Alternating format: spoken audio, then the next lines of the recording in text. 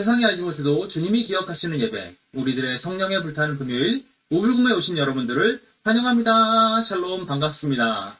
날씨가 정말 더워졌어요. 장마가 시작됐다고는 했는데 너무 빨리 끝나버린 느낌입니다.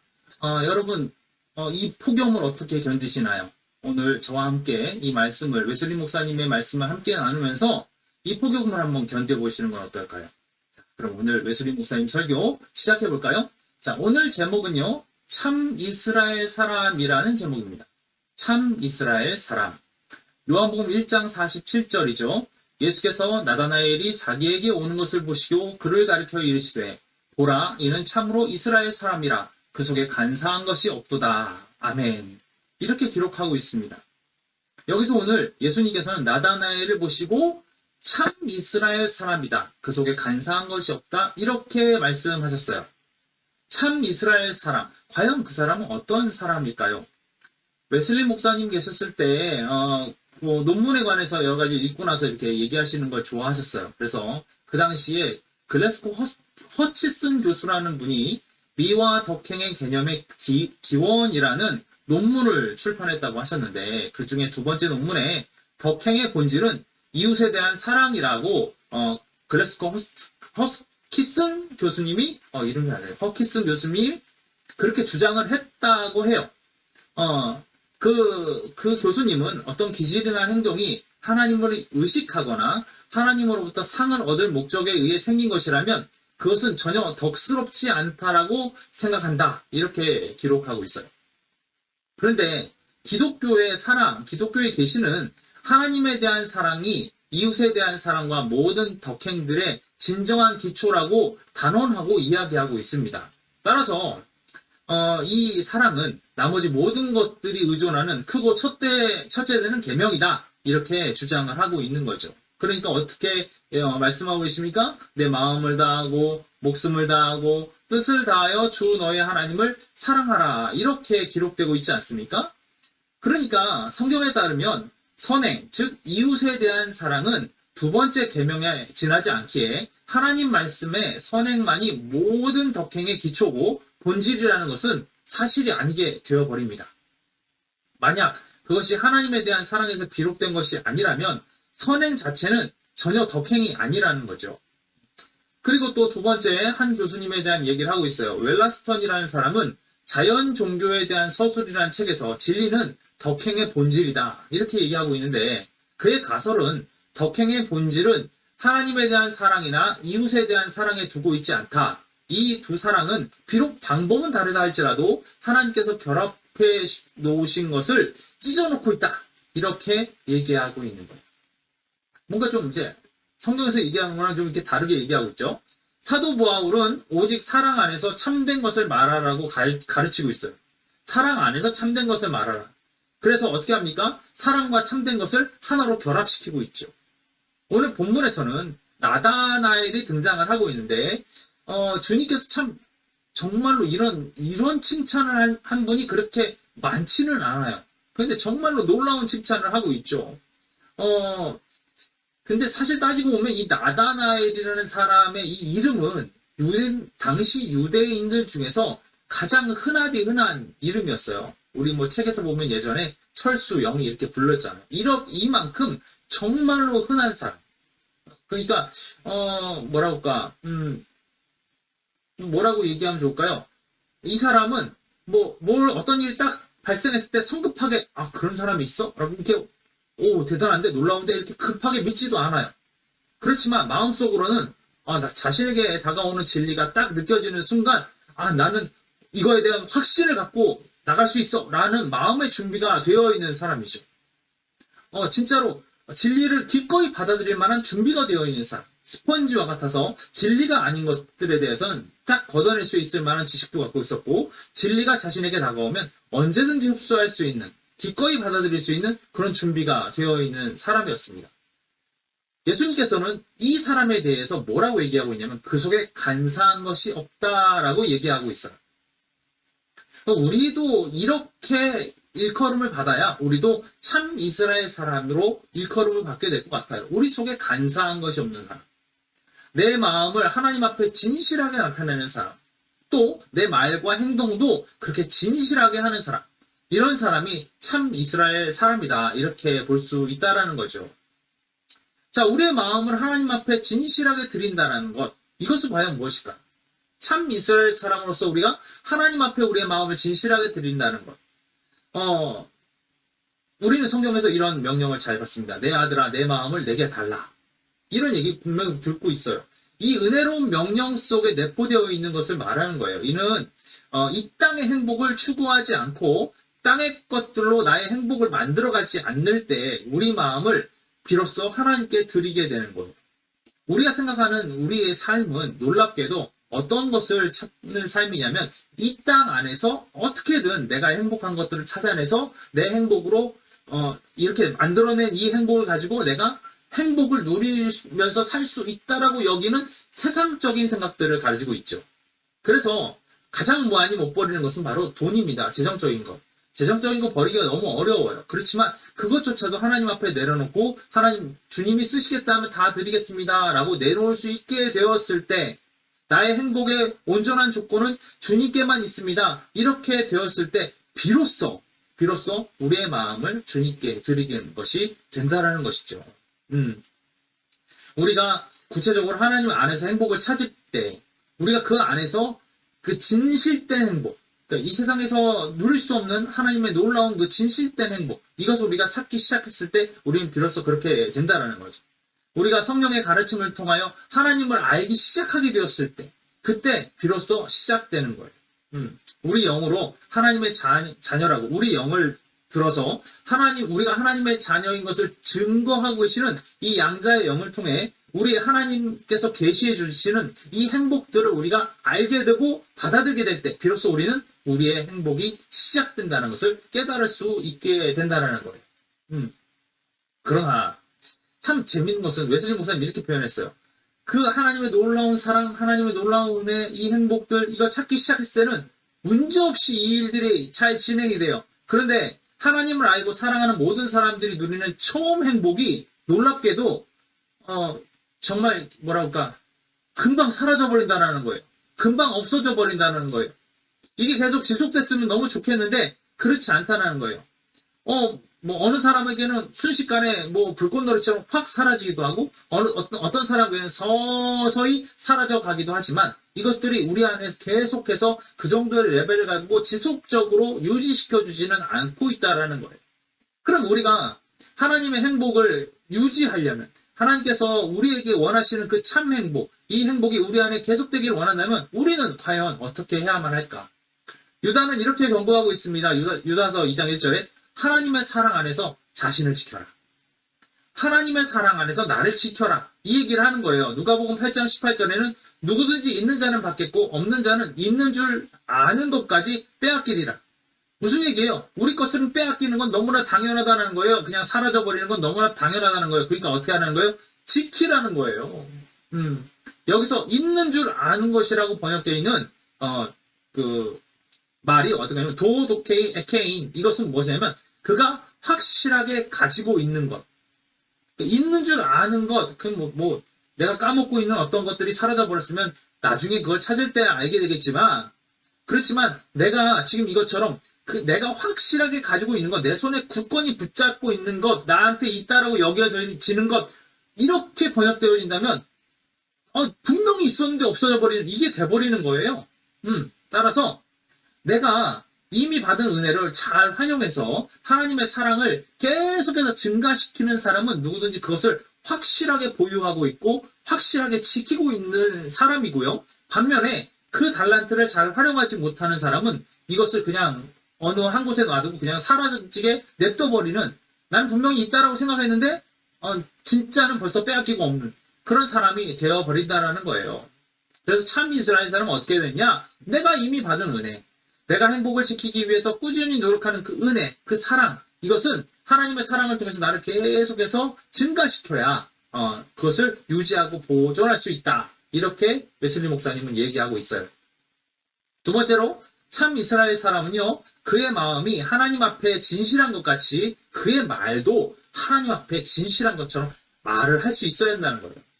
그의 입술에 불의함이 없습니다. 멋진 말입니다. 그의 입술에 불의함이 없습니다. 여기서 암시된 첫 번째 것은 진실성이죠.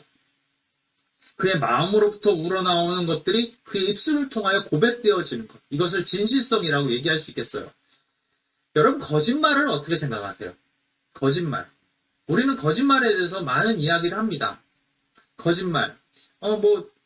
그 거짓말에 대한 정의를 보면 거짓말이란 말하는 자가 알면서도 남을 속이기 위해 하는 거짓된 것을 말하는 것. 이것이 거짓말이다. 이렇게 얘기하고 있어요. 이것이 거짓말에 대한 정의죠. 로마 교회 사람들은 이 거짓말을 세 가지로 나눴다고 해요. 첫 번째는 악의적인 거짓말. 두 번째는 무해한 거짓말. 해가 없는 거짓말이라는 거예요. 아무 의미도 없고 해가 없는 것. 마지막은 호의적인 거짓말. 여기서 악의적인 거짓말은 다른 사람에게 상처를 주려고 말하는 거짓말이라는 얘기예요. 다른 사람을 해하기 위해서 하는 거짓말. 이것이 거짓말이 된다는 거죠. 요즘 그 세간에 떠도는 이제 법률적인 용어 중에서 모해 위증죄 이런 게 나오는데, 모해 위증죄라는 게 이 사람을 해하기 위해서 내가 위증을 했다, 거짓말을 했다, 이런 거예요. 지금 오늘 내용하고 비슷해서 그냥 제가 하나 언급한 겁니다. 남에게 상처를 주기 위해서, 남을 무너뜨리기 위해서, 이 사람을 해하기 위해서 하는 거짓말. 이것이 악의적인 거짓말이다. 그런데 이 거짓말 말고 로마 교회가 평가했던 무해한 거짓말. 이롭지도 해롭지도 않는 아무런 의미도 없는 그런 거짓말. 이런 것 좀 우리 집에 금송아지 있어. 우리 집에 금송아지 있으면 어떻고 금송아지 없으면 어떻습니까? 그게 남을 해하기 위해서 하는 겁니까? 그런 거 아니잖아요. 그런 거짓말 어떻게 판단하시겠어요? 심지어 기독교계에서도 이런 거짓말에 대해서는 아무런 거리낌 없이 사용합니다. 아무 이상이 없다라고 얘기합니다. 그리고 해를 끼치지 않는다면, 다른 사람에게 해가 전혀 되지 않는다면 말하는 사람에게도 전혀 해가 되지 않을 거라 이렇게 얘기를 하지요. 그러나 문제는 뭐냐면 참 이스라엘 사람들은 이런 말들을 우리 입에 담아서는 안 된다라는 거예요. 하나님이 분명히 명령하셨어요. 그런즉 거짓을 버리고 각각 그 이웃으로 더불어 참된 것을 말하라. 여기서 분명히 거짓을 버리라 라고 얘기했어요. 이것이 위해하든 위해하지 않든 무익하든 무익하지 않든 아무 상관이 없어요. 그것이 사실이 아니면 사실을 할 이유, 그 말을 거짓으로 내뱉을 이유가 전혀 없다라고 이야기하고 있는 거예요. 또 이런 얘기도 있죠. 선한 거짓말도 있잖아요. 정말 선한 의도로 호의적으로 한 거짓말. 이런 것도 있는데 왜 그건 어떻게 해도 되나요? 선한 거짓말이잖아요. 그러나 로마서 3장에서 사도 바울은 이렇게 얘기하고 있습니다. 그러나 나의 거짓말로 하나님의 참되심이 더 풍성하여 그의 영광이 되었다면 어찌 내가 죄인처럼 심판을 받으리. 또는 그러면 선을 이루기 위하여 악을 행하지 하지 않겠느냐. 어떤 이들이 이렇게 비방하여 우리가 이런 말을 한다고 하니 그들은 정죄받는 것이 마땅하니라. 분명히 이렇게 기록되어 있어요. 이 말은 무슨 얘기예요? 첫 번째, 거짓말의 긍정적인 효과는 그것에 대한 변명이 될 수 없다. 거짓말이 아무리 긍정적으로 이야기가 된다고 하더라도 그것은 변명이 될 수 없다는 거죠. 기독교인들에 대해서는 그들은 사람들에게 좋은 결과를 가져다주는 악을 행하라고 가르친다 라고 말하는 것이랑 다름없다는 거예요. 결국에는 중상모략에 지나지 않는다. 세 번째, 만약 어떤 사람이 사실상 그렇게 한다면, 즉 모든 사람들에게 좋은 결과를 가져다주는 악을 행하라고 가르치거나 그들 자신이 그렇게 한다면 그들은 정죄받는 것이 맞다, 옳다. 따라서 호의적인 거짓말도 진리의 하나님 앞에서는 가증스러운 것이다, 이렇게 이야기하고 있는 거예요. 여러분, 거짓말하지 마십시오. 선의의 거짓말이라는 없습니다. 제가 설교 때도 가끔 이런 말을 하지만 선의의 거짓말, 그것은 반드시 드러나게 되어 있어요. 드러나게 되었을 때의 그 말을 듣는 사람들의 상처는, 나는 비로소 그것이 호의라고 얘기할지 모르지만 그것은 엄청난 상처로 나중에 다가오거든요. 지금 당장은 그것이 거짓말로 들렸기 때문에 아무 문제가 없는 것처럼 여겨질지 모르지만 나중에 그것이 밝혀지게 되었을 때 그 상처는 그의 몇십 배곱, 몇백 배곱으로 그의 마음에 상처를 줄 수 있다는 사실을 우리가 알아야 합니다. 그렇기 때문에 우리는 우리의 입술에서 거짓말을 제하여야만 합니다. 또 이스라엘 사람의 성품은 어떤 걸까요? 진실성이라고 아까 얘기했어요. 진실성. 진실성이 거짓말의 반대말이라고 얘기할 수 있잖아요. 성실성은 교활함의 반대말이죠. 반대로 지혜나 분별력은 성실성하고 일치하죠. 이걸 우리가 알고 넘어가야 돼. 성실하다, 이것은 교활하다는 것도 반대말이고, 지혜나 분별력이 있다, 이것은 성실하다는 같은 말이라고 볼 수 있다는 거예요. 지혜란 최선의 목적을 분별하고 그것을 달성할 수 있는 가장 적합한 수단을 찾아내는 능력이다. 진정한 사리 분별력은 일반적인 의미에서 이 지혜라는 말과 같습니다. 우리가 선과 악을 구분할 수 있는 사리 분별이 분명한 사람이다. 이렇게 얘기할 수 있는 사람은 다른 것이 아니라 성실한 사람이다. 지혜 있는 사람이다. 이렇게 얘기할 수 있다라는 거예요. 반대로 교활함이냐? 교활함은 분명히 남을 속이는 기술에 지나지 않으며 근데 어떤 사람이 이렇게 얘기해요. 교활함, 그것도 지혜 아니야? 맞습니다. 지혜는 맞아요. 남을 속이는 기술이 뛰어나요. 엄청나게 뛰어나요. 그 지혜죠. 정말 지혜롭게 남을 속이는 거예요. 그렇지만 웨슬리 목사님은 이 지혜를 어디에서 온 지혜라고 얘기하냐면 아래에서부터 온 지혜이고 무적행에서 온 지혜에 불과하다. 이렇게 웨슬리 목사님은 얘기하고 있어요. 교활함을 사용하는 두 수단으로 가장하고 위장이 있는데 가장은 없는 것을 있는 채 하는 것이 가장이고 위장은 있는 것을 없는 채 하는 것이 위장이라는 거예요. 이 둘 다 거짓이죠. 그러니까 이게 문제가 된다라는 거예요. 그러면 이렇게 얘기하는 사람이 있을 거예요. 그럼 교활한 사람이 나를 함정에 빠뜨리려고 질문을 할 때 그러면 나는 어떻게 해야 됩니까? 교활하다는 누명을 쓰지 않기 위해서 침묵을 지키거나 대답을 유보하는 것은 괜찮습니까? 이렇게 물었어요. 그러면 어떻게 하는 게 좋겠습니까? 이 사람이 나를 함정에 빠뜨리려고 합니다. 그리고 이 사람이 나를 모함을 해서 내가 교활하다는 것을 드러나게 하려고 하면 나는 말을 안 하거나 아니면 대답을 나중으로 넘기거나 이렇게 하는 건 괜찮습니까? 웨슬리 목사님 반드시 그렇게 하라. 의심할 여지 없이 그렇게 해야 된다고 얘기하고 있어요. 아무것도 말하지 않는 것이 최고의 성실성과 일치한다. 이렇게 얘기하고 있어요. 여러분 거짓말을 해야 될 상황에 빠지신다면 여러분 침묵하십시오. 이것이 오히려 거짓을 얘기하거나 내 스스로 상대방을 위한다라고 생각하면서 그렇게 말하는 것보단 100번, 1000번 낫습니다. 또 이런 경우가 있을 수 있겠어요. 남을 속이기 위해서 진실을 말해도 괜찮은가? 나는 진실을 얘기했잖아요. 근데 이 사람은 속이기 위한 의도가 있다라는 거예요. 나는 이런 거죠. 난 진실만을 얘기해서 그들을 속일 수 있다. 이방인들은 그런 걸 자랑으로 여기죠. 자랑으로 여깁니다. 어떤 걸 변증할 때 그들은 진실을 얘기하는 것처럼 얘기하죠. 진실을 얘기합니다. 분명한 진실입니다. 현상입니다. 그러나 하늘에 계신 하나님의 지혜를 넘어서지 못하고 있는 거예요.